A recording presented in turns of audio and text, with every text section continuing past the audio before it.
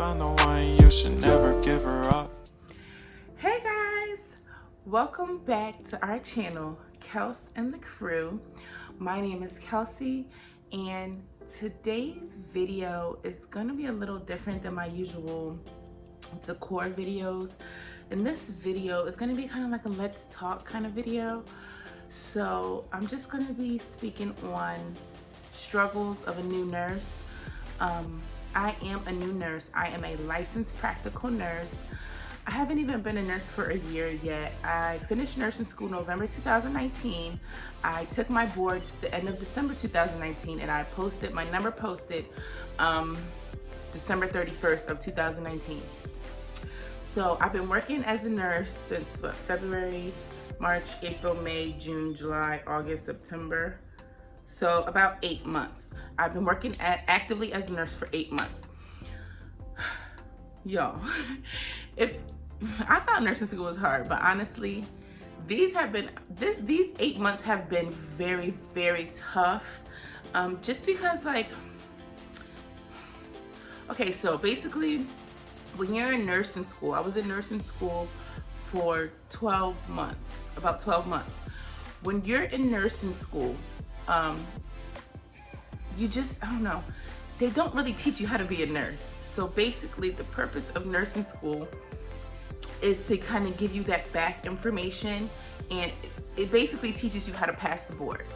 So when it was time for me to, and I always did really good in nursing school. I was always on the dean's list every term that I had. I did really good on my exams. Like I had a good memory. I think that's what helped me a lot. And then I studied too. So I was good through nursing school.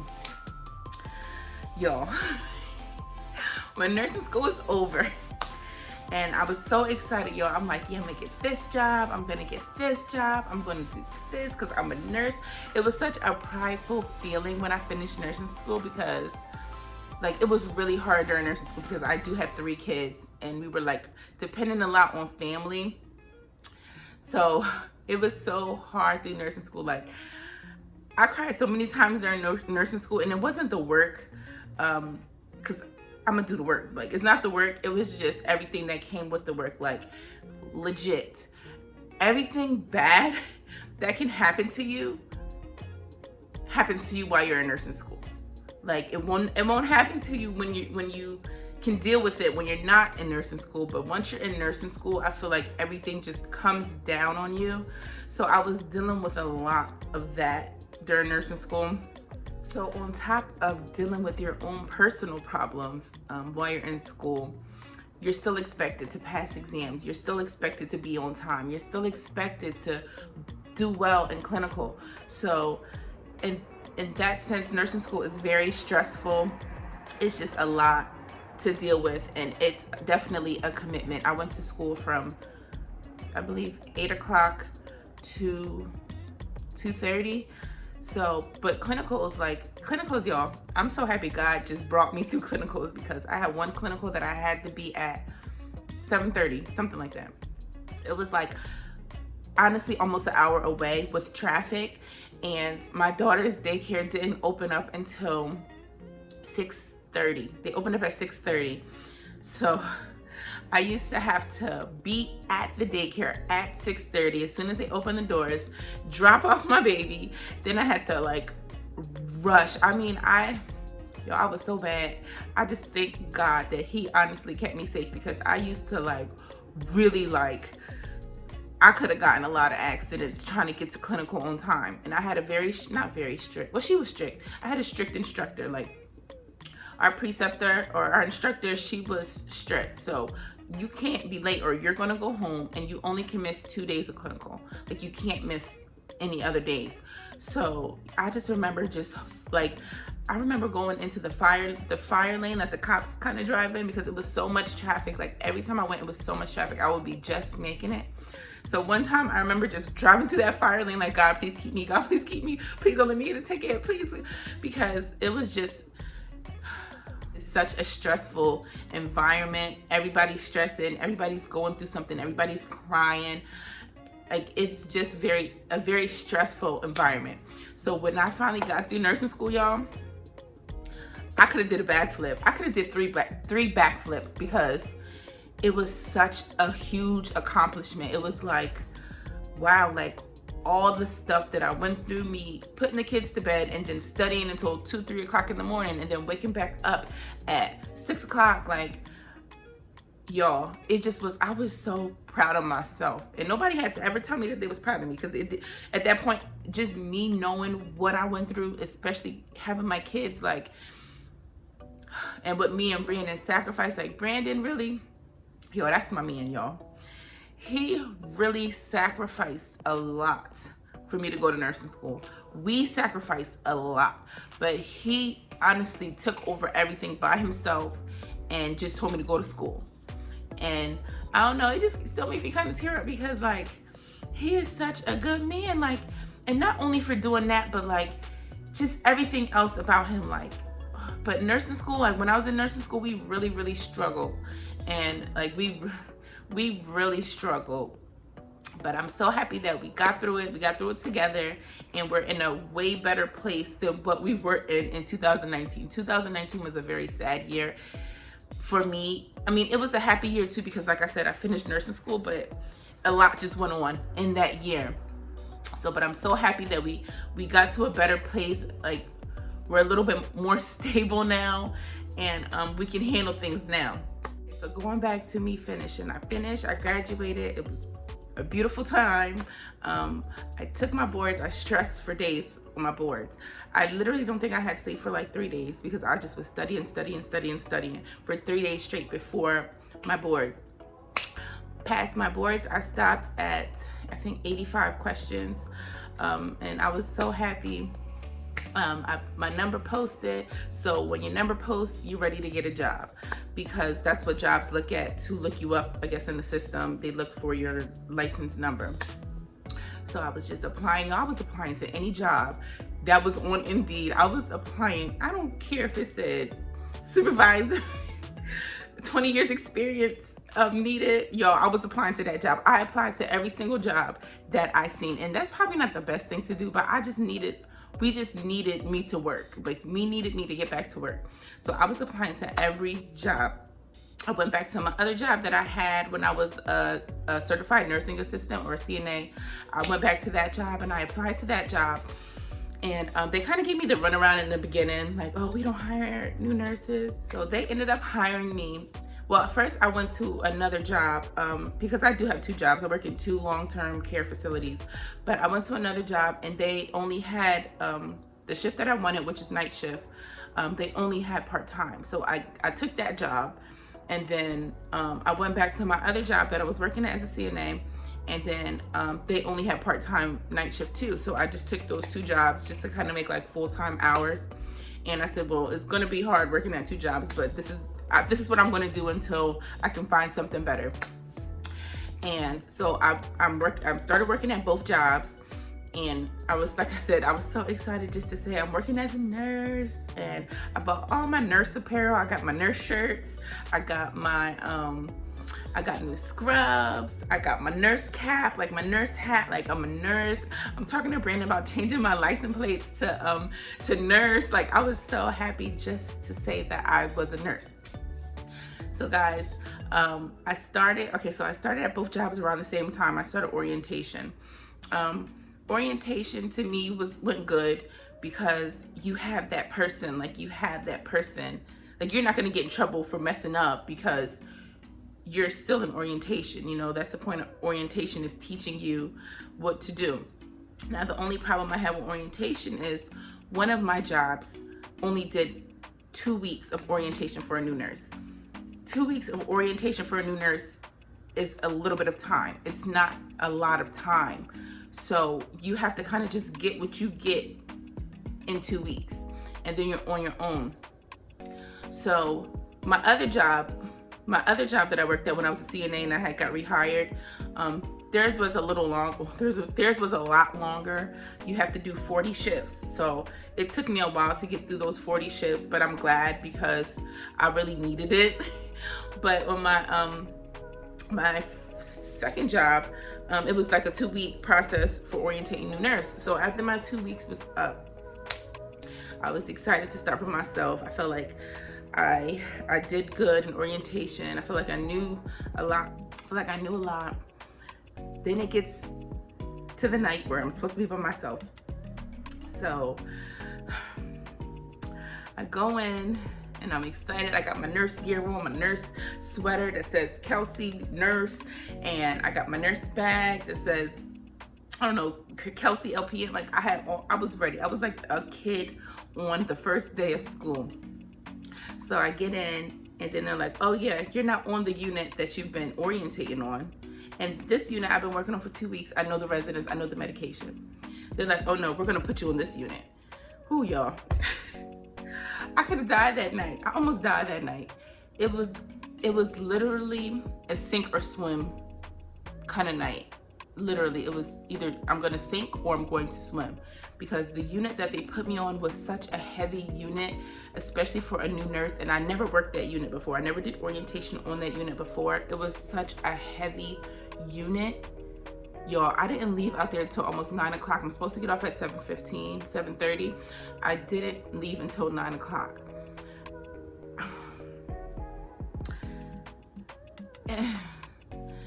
Just know,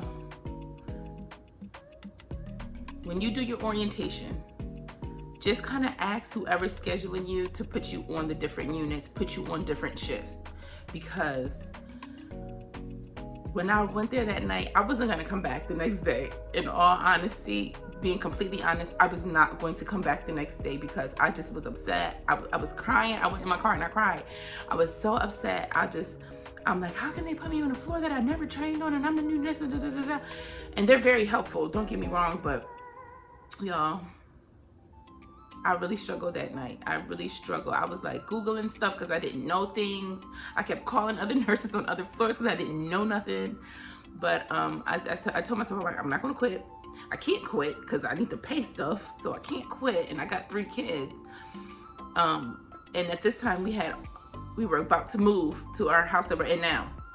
So I'm like, I can't quit. So I went back the next day. It was still pretty bad, y'all. It was probably bad for like a whole month or 2.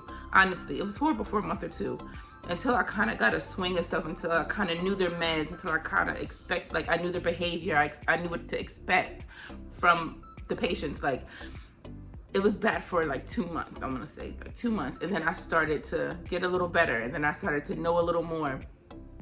But I don't know, it's just like, as a new nurse, you just don't know nothing, you know, like, and I talk to nurses who've been nurses for 30 years or 40 years or 20 years, and it's just like their swag, like the way they talk to the doctor. Y'all, I used to be at the nurse's station like, please don't let the doctor ask me that. Please don't let the doctor ask me nothing. Please don't let like, I used to be praying in my head like, please don't let this doctor ask me nothing, because I'm probably not gonna know the answer.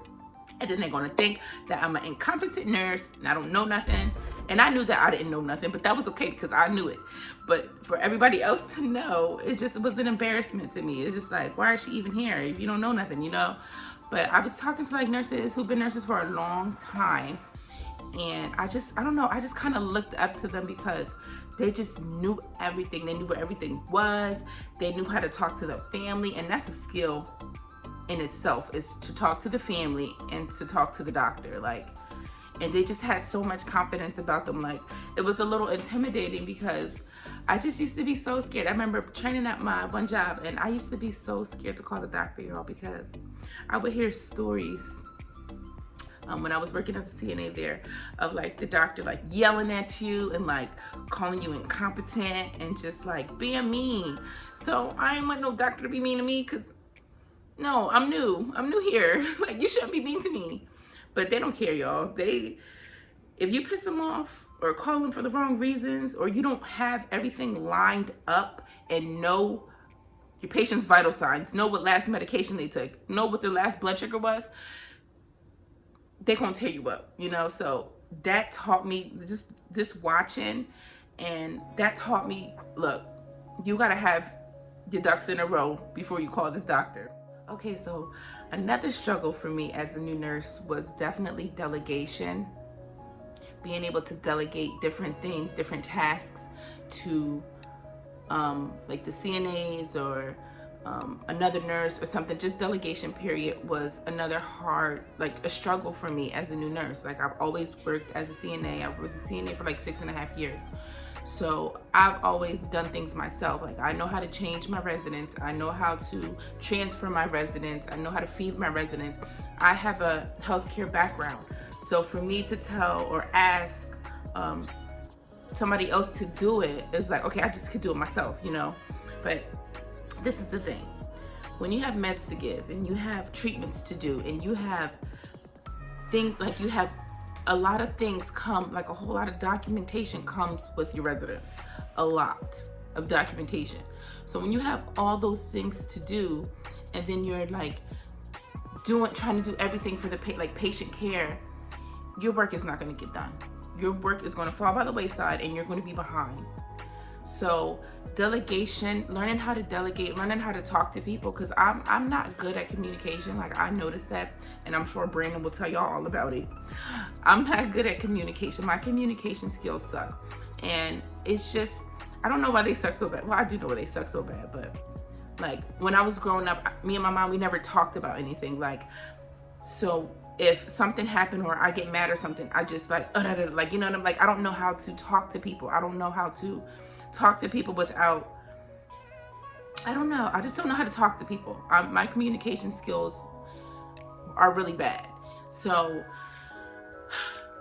me wanting to talk to somebody and ask them to do a task, it like makes me feel like, oh, maybe I shouldn't ask them, you know, because I don't want them to feel like I'm lazy or I don't want to do it. I don't know. It's hard to explain, but that's the kind of feeling that I had. Like, I don't want them to be like, oh, why can't you do it? You know, like I didn't want that. And I didn't want them to think that of me because, like I said, I know the struggles of a CNA because I was working as a CNA for 6.5 years. And I know the struggles of a nurse because I'm actively working as a nurse.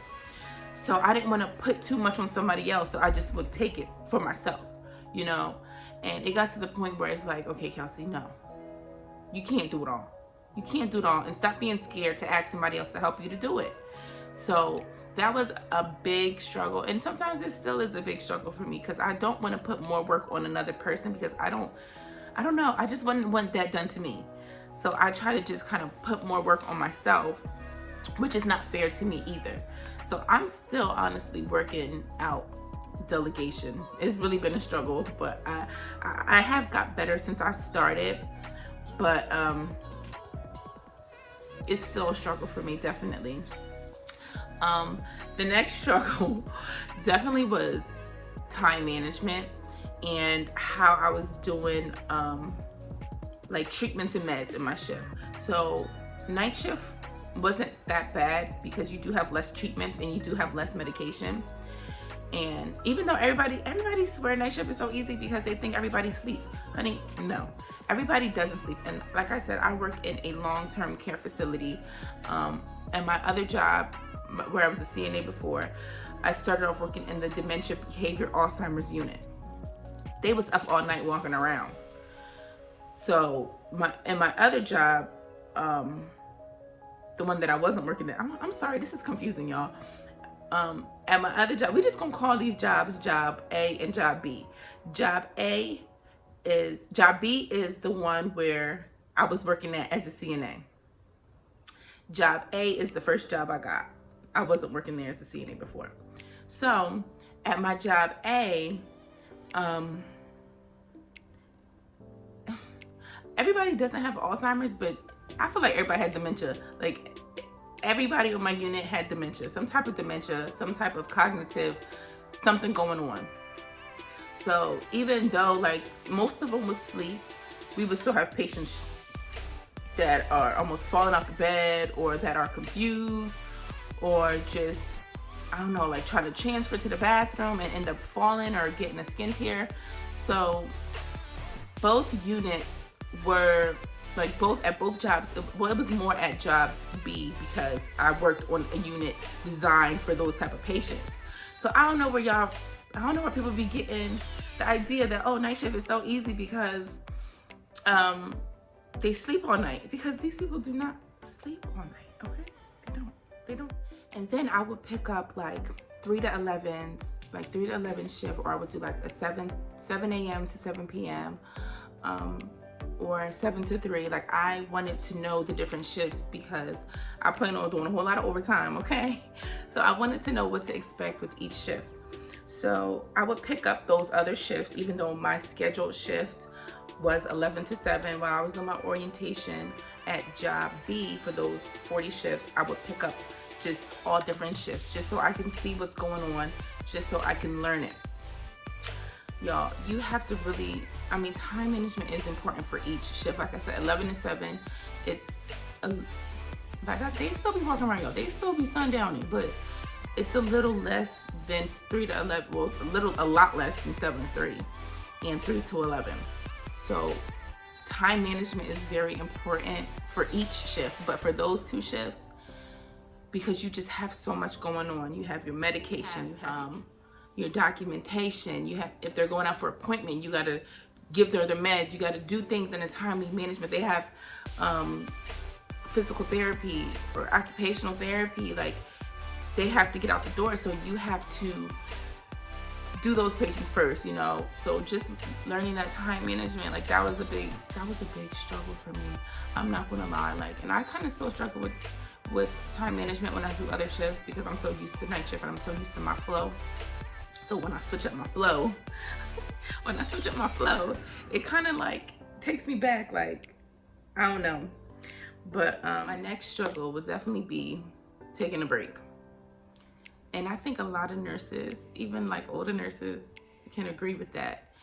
When you're a nurse, it's hard to take a break. Because you just have so much to do. You have so much to do.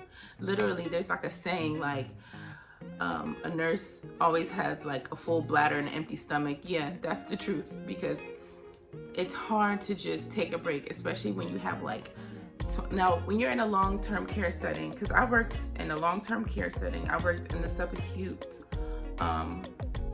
setting, like rehab, subacute. I worked in assisted living. I worked in those 3, and like I said, I worked in a behavior lockdown unit.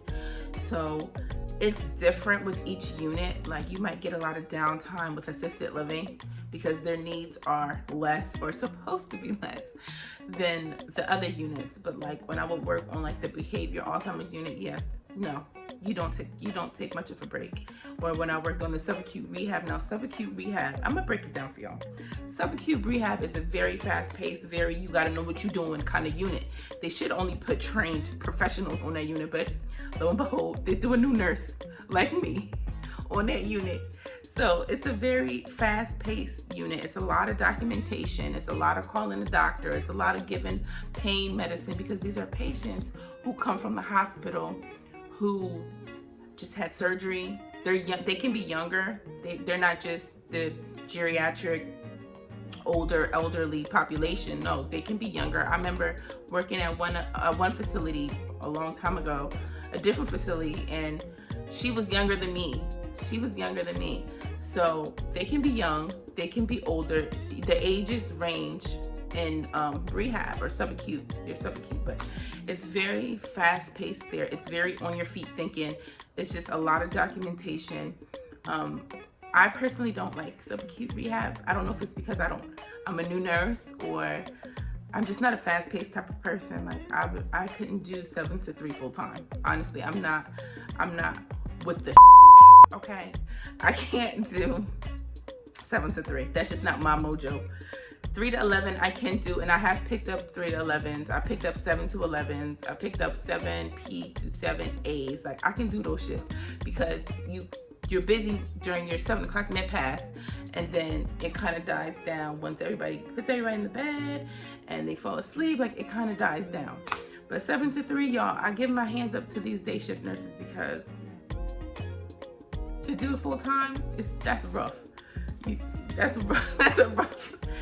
rough time, like, because you're dealing with the doctors, you're dealing with the families, you're dealing with the patients, you're dealing with, like I said, physical therapy, occupational therapy, speech therapy. Like, you're dealing with a whole lot.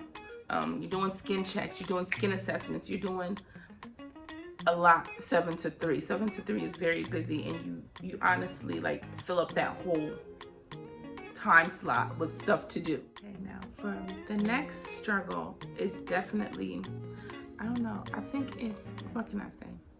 Adjusting. So when you're a nurse, you have to be very flexible and you have to know how to adjust, especially when you're a floater nurse. Now, at job A, I'm a float nurse. I go where, which means like I go where I'm needed. So if they need me in assisted living, I'm going to assisted living. If they need me in subacute rehab, I'm going to subacute rehab that night. Or if they need me in the long-term care setting, then I'm going there.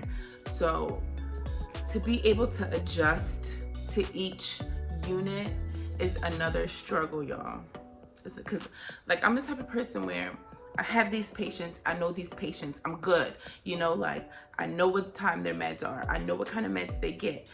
Like I know their treatments. I know what wounds they have. I know their behavior. Like I know my patients. I'm that type of person where I feel like it might be a little controlling too. Like I need to have control. Like I need to know what I'm doing. I need to know who I'm dealing with. And that's what I like. Now, when I float, I don't know the patients, you know, especially in subacute rehab because they're always changing. So like if they're there for rehab for 21 days, which is I think like the usual stay, you're getting a whole new set of people. You know, they're constantly changing. I think that's why I don't really like, or I don't prefer rehab, because you just never have the same patients over again. You have to learn these new patients that are coming in. You have to learn their meds. You have to learn their trends. You have to learn like their behavior. And I'm just not good with adjusting. Well, I'm not gonna say I'm not good, but I'm still trying to build myself up now. Since I'm still new, I'm still trying to build up my confidence. I'm still trying to build up my skills. So when I'm thrown into a situation where, okay, everything you know about these patients are gone, you have a whole new set, you need to know what to do for these patients, I'm just kind of like, you know, like it kind of throws me off a little bit. But I am getting better, y'all. I really am getting better. I think it's because I'm starting to know a little bit more. But when I started in the beginning and they were like throwing me to the different units, I was crying in my car again. I swear I was crying in my car again, y'all. Yo, my car, we've been going through it for this past year. Like, I'll be crying in that car so bad. But I won't be crying in the facility, okay? I'll be crying in my car in a parking lot though, so nobody can say they see me crying, because I'll be trying to hold it together when I'm in my job. But yeah, just being like able to adjust is it's a pretty big struggle, like, because I don't even think I'm able to adjust like outside of work. I don't know. I don't like change, y'all, and that's something I don't like about myself. Like, I feel like that's a major flaw. Like, I don't like change. And I honestly have to force myself. I feel like I have to force myself to change something. Like, I really just don't like change. So I take it with me. I take that mentality with me when I'm going to work, which is not good at all. I'm working on it, y'all. I need to work on myself, okay? God's still working on me. But that is a big struggle. Like, just learning how to adjust and just learning how to switch up your flow when you do get pulled to different. Last struggle that I'm going to talk about, because there's plenty more, y'all. I just don't want to make this such a long video, but the next struggle I'm going to talk about is just learning to ask for help. I think maybe it kind of goes hand in hand with delegation, but not really. And I'm talking about asking help from different nurses. I'm talking about asking for help from a supervisor or somebody who's been doing this a lot longer than you. I think that was another struggle for me, because not because I'm scared, maybe I'm a little scared to ask for help, but I just don't want, I'm the type of person where I care about what people think about me. That's why it took me so long to start this YouTube channel, because I care about how people view me, even if it's people that I don't know. And honestly, I don't know why I did that. That's just how I am. Like, I was just scared. Like, me starting YouTube, I was scared that people were gonna be like, you know, because how I look now is not how people remember me. Like, if we went to high school together, if we went to college together, like, it's not how they remember me, because, you know, I had my kids, y'all, and I gained I gained a lot of weight. And not only my kids, I'm not gonna blame it on all my kids because I like to eat too.